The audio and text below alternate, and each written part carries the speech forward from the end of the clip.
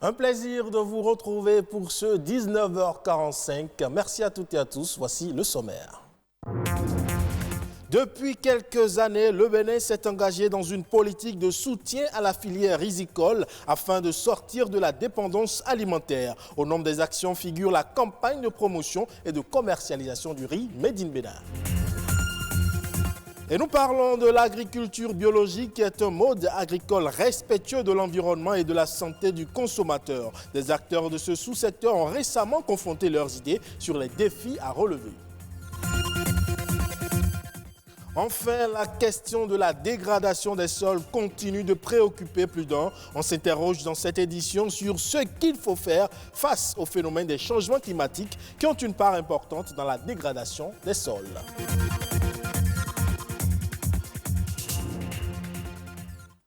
Importé à plus de 50% pour la consommation, le riz est une filière prioritaire pour le gouvernement. Sa consommation augmente fortement chaque année et la production risicole ne cesse de se développer. Alors, pour accompagner ce dynamisme, le Conseil de concertation des riziculteurs du Bénin a lancé la 4e édition de la campagne de promotion et de commercialisation du riz Made in Bénin. L'objectif ici est de faire en sorte que le riz béninois soit connu du public et mieux consommé. Igor Ayosso et Amandine Agnamboussou nous en parlent.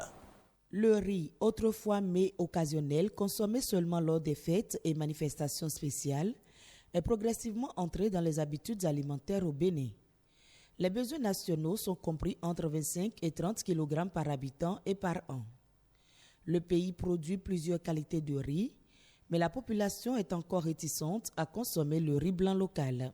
Il y a certains Béninois qui ont vraiment dégusté le riz béninois et qui ont été vraiment déçus. Et cela date de plusieurs années.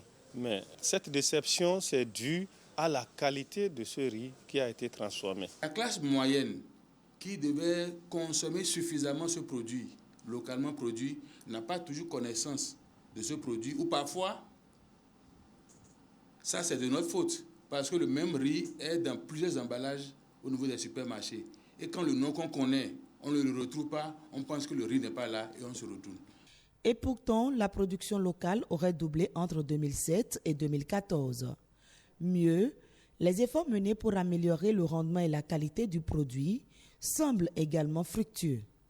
Mais tout comme les autres secteurs de l'agriculture vivrière, la culture du riz est confrontée à de nombreux défis.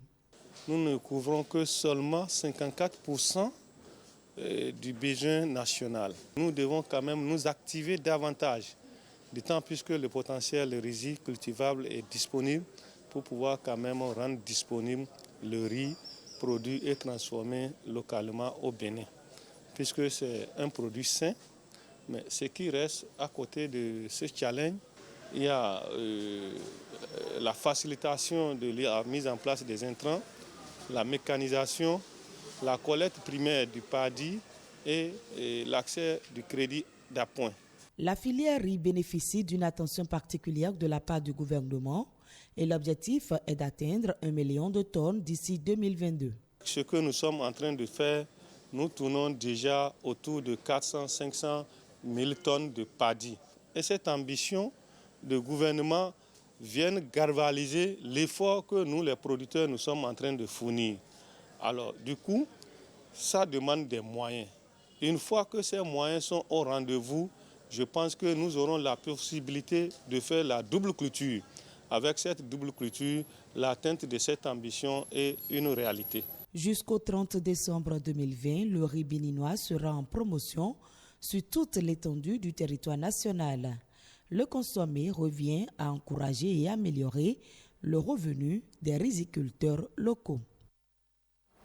Et on reste dans le domaine de la production vivrière pour parler cette fois-ci de l'agriculture écologique et biologique.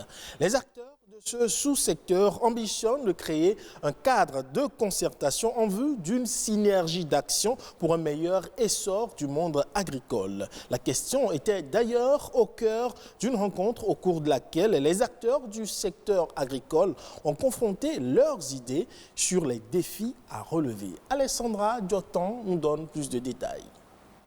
L'agriculture intensive, pratique caractérisée par l'usage d'engrais chimiques afin d'augmenter les rendements, reste à ce jour la plus pratiquée au Bénin. C'est sans compter avec ses conséquences, la dégradation irréversible des sols et de la biodiversité. Mais il existe une alternative à tout ceci, l'agriculture écologique et biologique. La production écologique et biologique, en principe, n'est pas une innovation au niveau de l'Afrique. Et nous devons faire quelque chose pour sauvegarder nos ressources écologiques et les différentes composantes de l'environnement qui sont confrontées aujourd'hui à la pression, à la destruction surtout du sol, de l'écosystème. L'agriculture intensive est un choix à risque et pourtant beaucoup de producteurs s'entêtent à la pratiquer. Il y a danger parce que nous avons des pesticides qui ne sont pas homologués. Or, ces pesticides qui ne sont pas homologués sont source de maladies. Or, dans nos pays, nous avons d'autres produits de substitution, tels que les biopesticides dont les ingrédients sont plus accessibles à nos producteurs. Il va falloir faire un travail de fixation de ces matières actives-là, ce que beaucoup de promoteurs font déjà. Si nous avons des biopesticides qui sont aussi efficaces que des produits chimiques, pourquoi aller vers ces produits chimiques? L'agriculture écologique et biologique fait référence à des procédés qui allient les meilleures pratiques en matière d'environnement, d'action pour le climat, de même que la préservation des ressources naturelles. Elle exclut l'usage des produits chimiques de synthèse, des OGM et limite l'emploi des intrants. Même si elle ne nourrit pas toute la population, elle contribuera à leur garantir une santé parfaite et une durabilité dans l'activité et contribuera également à sauvegarder notre environnement et le social. Son essor au Bénin dépend de la synergie d'action entre les acteurs. Cette synergie fait défaut pour l'heure. Et pour une agriculture performante, la baisse de fertilité des sols constitue un problème majeur. Les terres cultivées s'épuisent à un rythme accéléré et les rendements des cultures baissent continuellement, ce qui pose la problématique de la dégradation des sols en lien avec les changements climatiques. Que faire face à ce phénomène? Docteur Félix Coelho, maître assistant en sciences des sols au CAMES, nous éclaire. Tout récemment, au niveau de 17 communes, nous avons constaté que 16 à 20% des terres sont érodées, donc à un niveau de dégradation élevé. Et au niveau de ce phénomène, nous avons surtout les pratiques inappropriées des agriculteurs, telles que l'utilisation abusive des engrais et des pesticides, et nous avons les feux de brousse. Et nous avons la destruction du couvert végétal. Au fait, l'eau et le vent ne constituent pas tellement une menace pour les sols, mais sont les agents naturels de la dégradation. Il faut sensibiliser les acteurs du monde agricole. Si ces acteurs n'ont pas conscience de l'effet de leurs mauvaises pratiques sur le sol, ils ne pourront pas changer de comportement. Et deuxièmement, il faut mettre à leur disposition les bonnes pratiques. Et quand on parle de bonnes pratiques, il faut éviter par exemple les feux de brousse. Et pour éviter les feux de brousse, il suffit de faire un paillage que nous appelons mulching. Donc, l'agriculteur nettoie sa parcelle, mais il laisse les résidus sur place et il fait le semis dans les résidus. Ensuite, il faut limiter le labour. Il faut faire un minimum labour ou bien il ne faut pas du tout faire le labour. Ensuite, il faut associer à l'utilisation des engrais chimiques les engrais organiques. Aussi, pour ce qui concerne les insecticides et les herbicides, nous avons des plantes à effet insecticide, donc des extraits de plantes que nous pouvons utiliser pour tuer les ravageurs. Et là, on n'aura pas besoin d'utiliser les insecticides. Et là, on peut alors protéger les terres. On change à présent de registre. Entre la volonté d'émancipation des confessions religieuses et le respect des libertés de culte des Béninois sans distinction aucune, la laïcité est consacrée par l'article 2 de la Constitution qui dispose, citation, « La République du Bénin est une et indivisible, laïque et démocratique ». Mais comment alors l'État et les citoyens conçoivent et vivent-ils la laïcité au Bénin ? Élément de réponse dans ce reportage. Inscrite dans la Constitution, la laïcité constitue aujourd'hui un des fondements d'une république comme le Bénin. Célébrée le 9 décembre de chaque année, elle repose sur deux principes. L'obligation de l'État de ne pas intervenir dans les convictions de chacun et l'égalité de tous devant la loi, quelle que soit leur religion. La laïcité de l'État permet à chacune des religions d'être ce qu'elle est et de pratiquer sa foi et sa religion. Cela permet de sauvegarder l'une des lois les plus fondamentales, la liberté religieuse. Au Bénin, la célébration du 10 janvier, fête du Vaudon depuis plusieurs décennies, est une réjouissance nationale à laquelle l'on remarque la présence d'autres obédiences religieuses. Chose qui, pour plusieurs, est signe du respect de la liberté de culte des uns et des autres. Au sein de la communauté religieuse vaudou, nous prenons déjà la laïcité dans nos actes,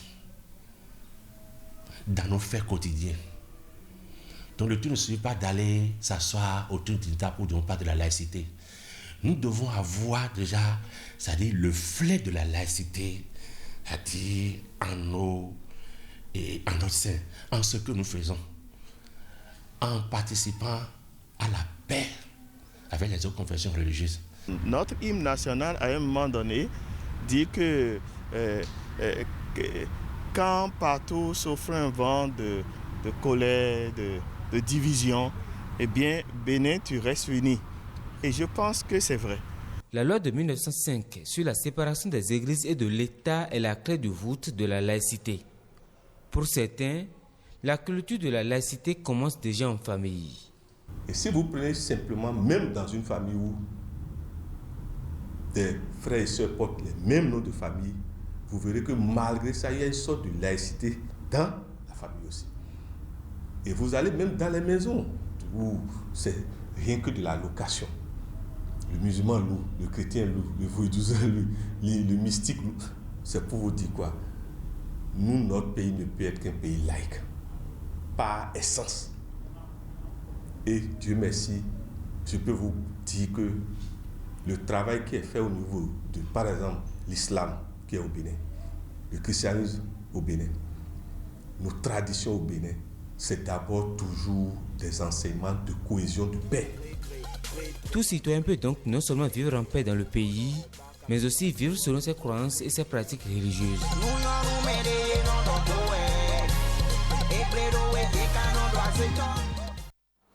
Et puis retenez que les stocks mondiaux de blé sont prévus pour reculer de 4 millions de tonnes d'ici la fin de la campagne 2020-2021. D'après le dernier rapport du département américain de l'agriculture publié le 10 décembre dernier, ce recul est attribuable essentiellement à la révision à la hausse des besoins de la Chine, premier consommateur et producteur de la céréale. Le pays devrait ainsi utiliser 24 millions de tonnes de blé dans l'industrie de l'alimentation animale, soit 3 millions de tonnes de plus que prévu avec la stratégie de reconstitution du cheptel porcin du pays affecté ces dernières années par l'épidémie de peste porcine. Et voilà qui met un terme à ce 19h45. Je vous remercie d'avoir pris la peine de suivre. Retrouvez cette édition sur le site de l'ORTB, www.ortb.bj. Portez-vous bien et à la prochaine.